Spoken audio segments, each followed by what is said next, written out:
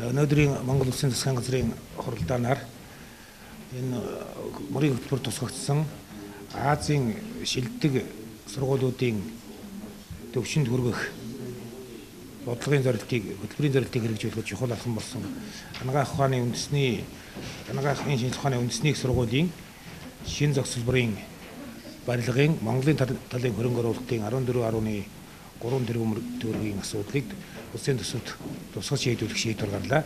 Энэ бол 16 оноос хойш хэрэгжиж байгаа маш томоохон хэмжээний төсөл.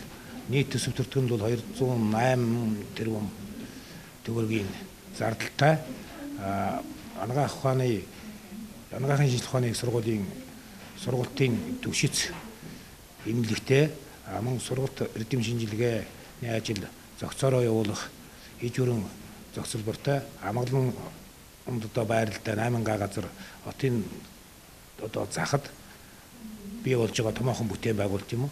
Энэ бол ерөнхийдөө томоохон ихтэй сургуулиудыг кампус хэлбэрээр хөгжүүлэх засгийн газрын бодлогын бас нэг үргэлжил. Японы засгийн газрын бодлогын тусламжаар 174 тэрбум төгрөгийг нь бол гаргаж барилгын ажлыг үндсэндээ дуусгацсан байгаа. Одоо үргэлжил болох сургалтын зохицолборын барилгын 2 дугаар ээлжийг санхүүжүүлэхэд 14 тэрбум төгрөг шаардлагатай байгаа засгийн газар шийдвэрлэлээ.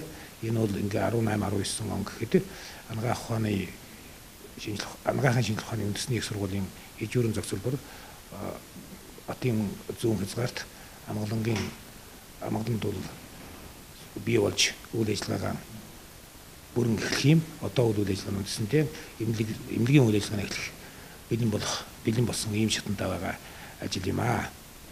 Цаашдаа бол ер нь ийм томоохон университет их сургуулиудыг тэр бүтээгдэхүүний авдаг зах зээлд нь ойрхон үйлдвэрлэлтэй ийм практика шууд хийж болцоотой тийм бүс нутгуудад нь тийм оцоорын газрууд нь байгуулах чиглэлээр засгийн газрын хуралдаанаас чиглэл өгдөг чинь энэ талаар судалгаа хийж дээд боловсролыг хөгжүүлэх бодлогын шинэ одоо чиглэл тодорхойлж хуралдаанд хэлэлцүүлэхийг засгийн газраас одоо салбарын сайдыг үүрэг болгосон байгаа. Энийг ойрын үед судлан боловсруулж бодлогынхаа чиглэлийг танилцуулах болно.